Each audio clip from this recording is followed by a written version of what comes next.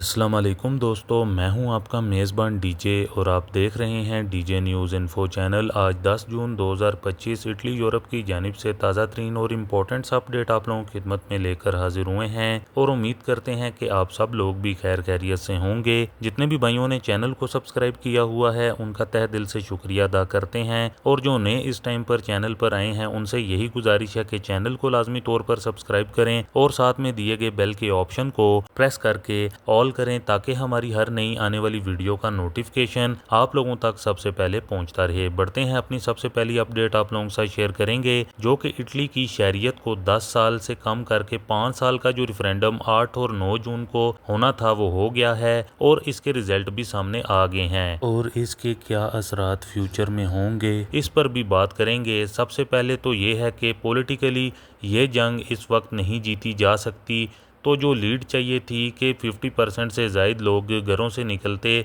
तो ही ये कामयाब होना था, लेकिन सिर्फ 30% के करीब लोग घरों से बाहर निकले, वोट डाले गए, तो जो बुनियादी शर्त थी वो पूरी ना हो सकी। तो इस तरह इस रेफरेंडम की हैसियत नहीं रही। ये रेफरेंडम बुरी तरह नाकाम हुआ है, लेकिन यहाँ पर बात बहुत गौर करने वाली है कि ये रेफरेंडम फ्यूचर में इटली के ऊपर गहरे असरात मरतब करेगा। इसकी वजह से वहाँ पर रहने वाले जो गैर मुल्की हैं, जो पिछले 5-6 साल से रह रहे हैं, उनके लिए बहुत अच्छी तब्दीलियाँ लेकर आएगा। इस रेफरेंडम में जो लोग 30% वोट जिन्होंने डाले हैं उनकी अक्सरियत ने यह तस्लीम किया है, यानी कि हक़ में वोट डाला है कि जो इटली में गैर मुल्की हैं उनको 10 साल की बजाय 5 साल के अंदर ही शहरियत देनी चाहिए। हक़ में वोट डाला है। तो ये जो भी इसके प्रोमोटर थे, जिन लोगों ने इसके लिए दस्तखत इकट्ठे किए, जिन लोगों ने इटालियन कोर्ट को मुत्तफ़िक किया और लोगों को बार बार कह कर वोट के लिए कहा, तमाम तर्क के लिए मुबारकबाद कहते हैं, उन्होंने भरपूर कोशिश की। तो ये एक बड़ा मैसेज है कि आप पॉलिटिकली चीज़ों को ठीक समझते हैं, उनके लिए स्ट्रगल करते हैं, तो आपने लोगों के ज़हनों में ये बात डाली है कि ये एक प्रॉब्लम है तो इस प्रॉब्लम को हल होना चाहिए। तो इससे होगा ये कि ये तमाम सियासी जमातों के मंशूर को तब्दील करेगा।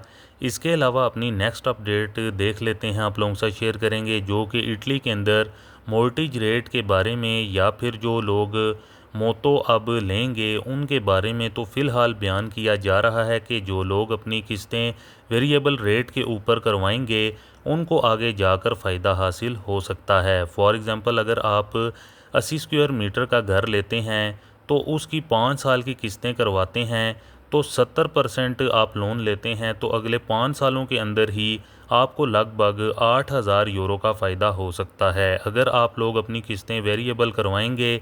फ़िलहाल जो ट्रेंड चल रहा है या फिर जो सिस्टम चल रहा है उसमें जो लोग अपना लोन वेरिएबल रेट के ऊपर लेंगे फ़िक्स्ड के अलावा, तो उन लोगों को ज़्यादा फ़ायदा होगा।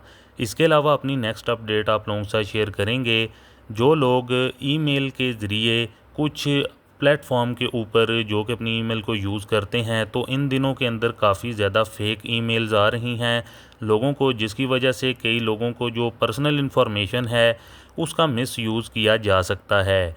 जिसकी वजह से ये बताया जा रहा है कि ख़ास तौर पर अगर आपको कोई ऐसी ईमेल आती है जैसा कि आप लोगों को महसूस होता है ऐसा ही है कि ये ऑफिशियली अकाउंट की तरफ से ही आ रही है, तो लिहाजा किसी भी तरह की अपनी पर्सनल इन्फॉर्मेशन को शेयर ना किया जाए।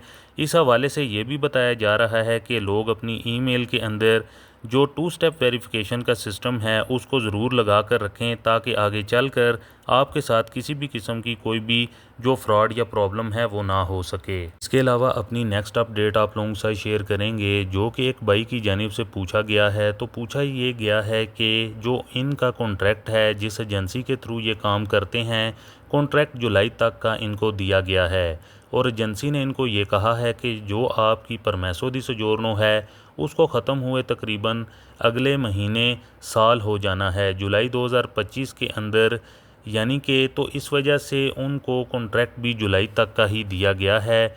बाकी इनकी जानिब से ये भी पूछा गया है कि जो रिचीवूता होता है ये 5 साल तक रहता है, तो ये बात बिल्कुल ठीक है, इसके अंदर किसी किस्म का डाउट नहीं है। जी हाँ भाई, ये 5 साल तक ही रहता है, इसके अंदर कोई भी परेशानी वाली बात नहीं है। तो अब ये एजेंसी के ऊपर डिपेंड करता है।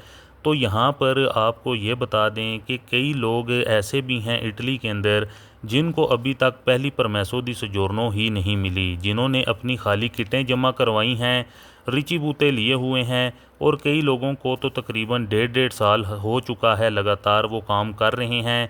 तो आपको पहले मशवरा यही है कि आप अपनी एजेंसी को ये बात समझाने की कोशिश करें कि इसके अंदर टाइम लगता है।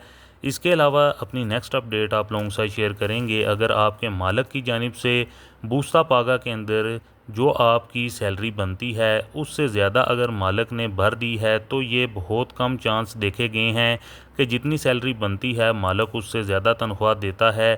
तो जो पूछा जा रहा है कि क्या सत्यत्रेंता का दमांदा करना चाहिए कि नहीं करना चाहिए, क्योंकि जितनी सैलरी होती है बूस्ते पागे में उतनी ही मिलती है, इससे ज़्यादा मिलती है तो यहाँ पर क्लियर कर दें, जितनी सैलरी बूस्ते पागे में लिखी होती है मालिक उससे ज़्यादा सैलरी देता है या फिर कम देता है, तो वो कोई भी चक्कर ऐसा वगैरह नहीं है। तो ये जो बूस्ते पागे के अंदर आती है वही गवर्नमेंट की नज़र में आती है। तो सत्यत्रेंता का दमांदा ज़रूर करना चाहिए। इसके अंदर कोई भी ऐसी परेशानी वाली बात नहीं है कि सत्यत्रेंता का जो दमांदा है मुड़कर आपको मोडेलो मिलता है, उसके अंदर फ़ायदा होता है। यानी कि जब आप लोग चीता जिनाजा अप्लाई करनी है आप लोगों ने तो 3 साल के ये चाहिए होते हैं। तो जब आप सत्यत्रेंता करेंगे तो उस टाइम भी आसानी होती है।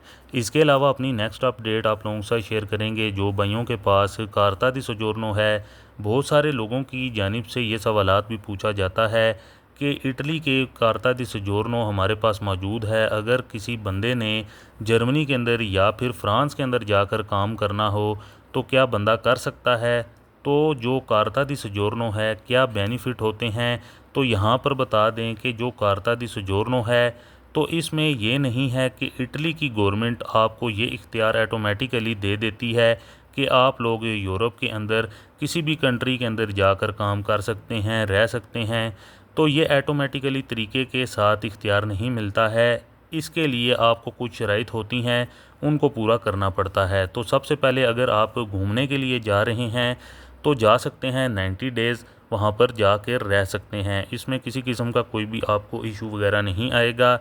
और अगर आप काम करने चाहते हैं और काफ़ी अरसा आपको वहाँ पर हो गया है रहते हुए और आप काम भी करना चाहते हैं तो इसके लिए रेजिडेंस परमिट यानी कि काम के लिए वहाँ से परमिशन लेनी पड़ती है, तो ही आप यूरोप के किसी भी कंट्री के अंदर जाकर कार्ता दी सोजोर्नो के ऊपर काम कर सकते हैं, अदरवाइज़ आप नहीं कर सकते हैं। इसके लिए ये होता है कि इस यानी कि जिस भी मुल्क के अंदर आप जाकर काम करना चाहते हैं तो वहाँ पर मौजूद इटालियन जो एम्बेसी है वहाँ पर जाकर आपने मुकम्मल उनको जानकारी देनी है कि मैं इस मुल्क के अंदर अब आकर यानी कि काम करना चाहता हूँ, तो मुझे इस हवाले से मुकम्मल इन्फॉर्मेशन जानकारी दी जाए। तो इसमें अमूमन यही होता है कि रेजिडेंस परमिट दिया जाता है, वहाँ पर कुछ अरसा आप काम करते हैं, फिर उसके बाद नेक्स्ट जो प्रोसीजर होता है वो चलता है।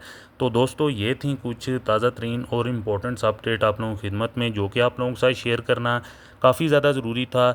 उम्मीद करते हैं कि आपको हमारी आज की ये ताज़ा तरीन और इम्पोर्टेंट अपडेट पसंद आई होगी। वीडियो को ज़्यादा से ज़्यादा लाइक और शेयर करें। मज़ीद मिलते हैं किसी और इम्पोर्टेंट अपडेट में, तब तक के लिए अपना ख्याल रखें और हमें दुआओं में याद रखें। अल्लाह हाफिज़।